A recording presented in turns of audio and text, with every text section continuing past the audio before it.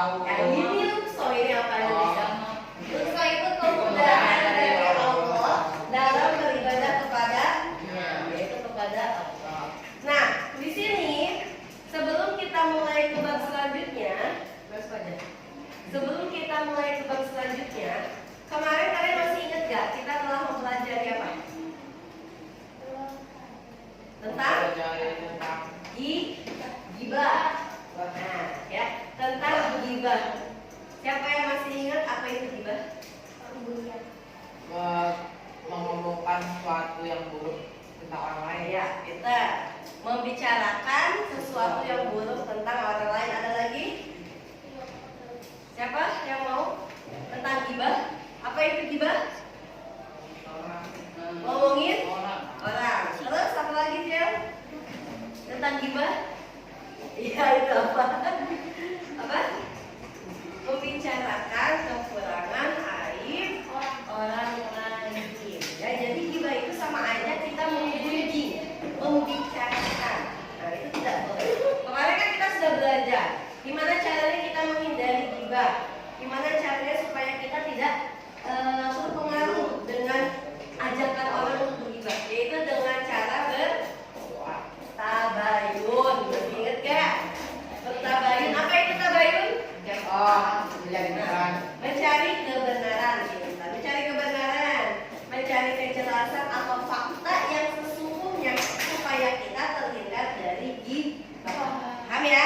Itu kan minggu lalu. Bulan lalu kita telah mempelajari gibah tersebut. Dan kalian juga sudah ditugaskan untuk membuat video. Sudah beres belum? Belum. Lagi diedit. Masih.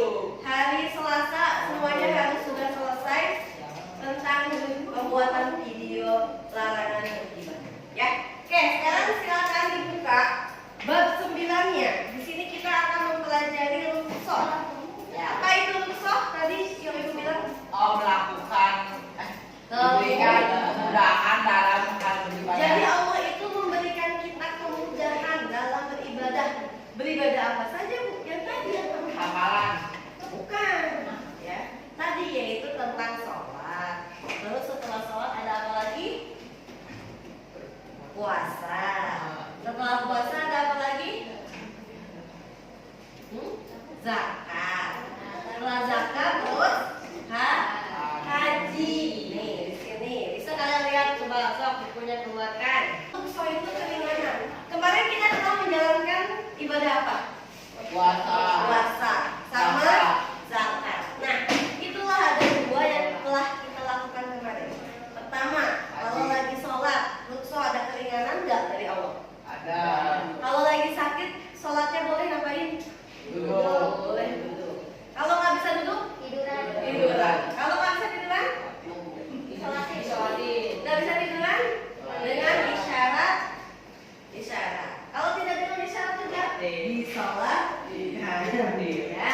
Nah, terus kalau dalam keadaan di perjalanan, sholat gimana? Kemarin kalian siapa yang mudik? Sholatnya gimana?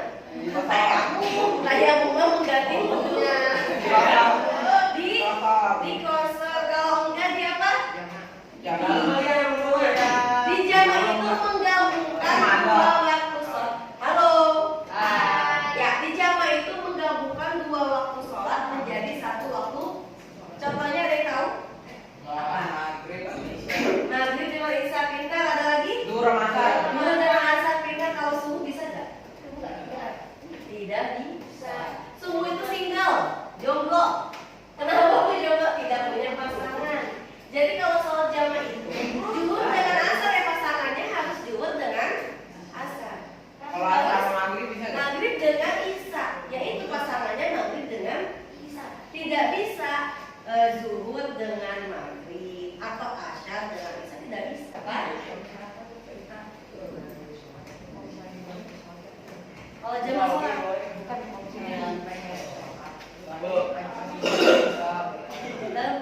kalau kita lagi dalam pesawat tapi kita mau sholat bisa sambil duduk boleh. Kan itu apa? Pesawatnya kan lagi misalnya lagi pergi ke sana. Ya. Udah tertib berarti harus nggak tentu kita harus menghadap kiblat.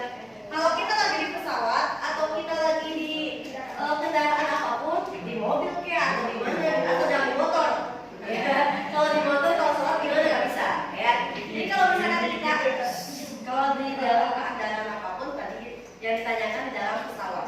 Itu boleh. Kalian sholat sambil duduk boleh. Menghadapnya nggak perlu ke pilot menghadap ke kiblat ya. Nggak perlu gitu. Yang penting kita niatnya sholat untuk menghadap kepada menghadap kepada kiblat. Menghadap kepada kiblat. Jadi kalau misalkan kita emang lagi dalam kendaraan, kan itu darurat ya. Masa kita harus ngikutin arah kiblat kemana? Nanti yang ada itu pesawatnya nyusuk gitu, ya. Jadi nggak apa-apa, diperbolehkan. Tapi kalau dalam keadaan darurat, ya seperti itu. Terus ada lagi tanyakan?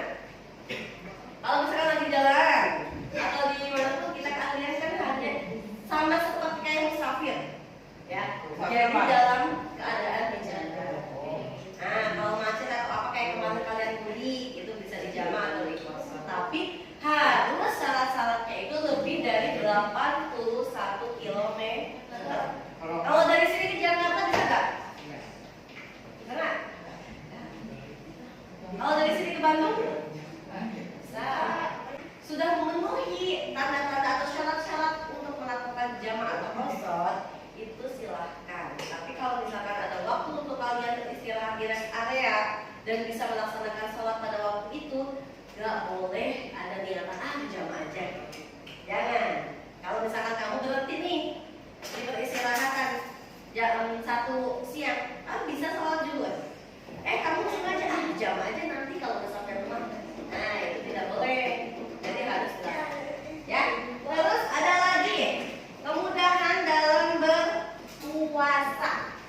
Kemarin siapa yang puasanya belum? Cowoknya ada yang belum nggak? Ada. Ceweknya berapa ya? Kalau cewek wajar. Ya kalau cewek wajar karena apa? Karena hari. Nah, jadi ada kemudahan, ada usul yang Allah berikan kepada kita. Kemudahannya apa kalau puasa? Orang sakit. Kalau muntah. Bukan kalau muntah. Ya itu membatalkan. Kalau disengaja, kalau nggak disengaja berarti kan dia dalam keadaan sakit. Nah makanya orang yang lagi sakit itu boleh tidak berpuasa, tetapi harus diganti ketika nanti sudah selesai puasanya atau sudah sakitnya sembuh.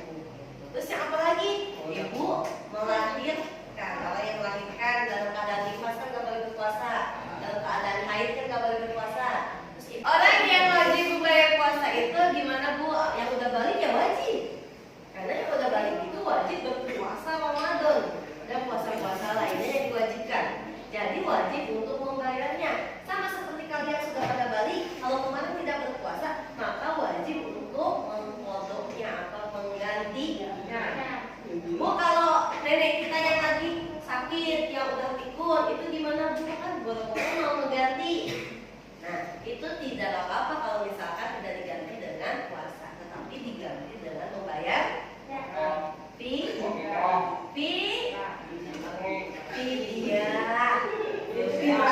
Kebanyakan ya. Membayar fidyah. Ya. Membayar fidyah itu apa? Bisa memberikan makan kepada fakir miskin. Tapi disarankan untuk membayar puasanya terlebih dahulu. Oke, lanjut ya, ininya mati.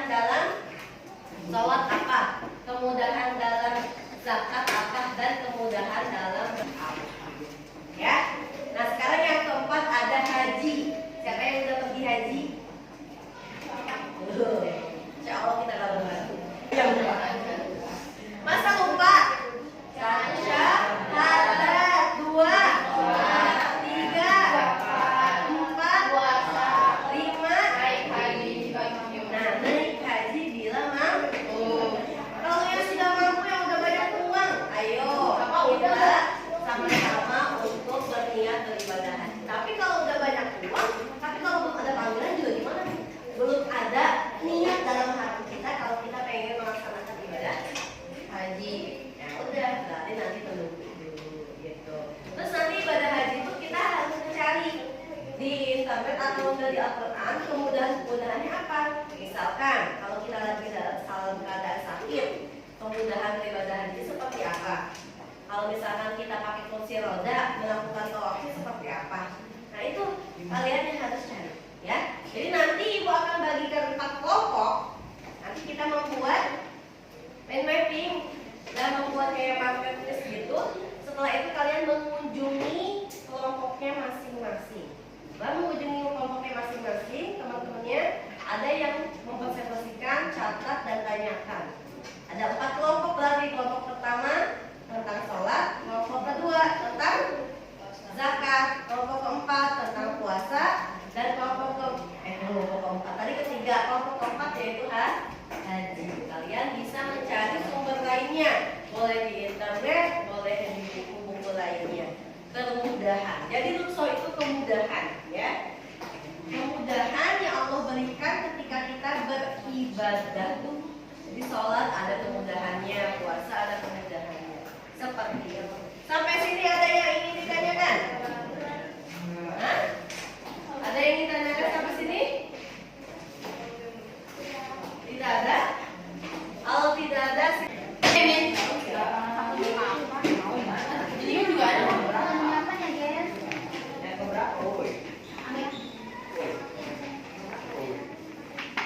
Kita yang kayak yang lain. Ya,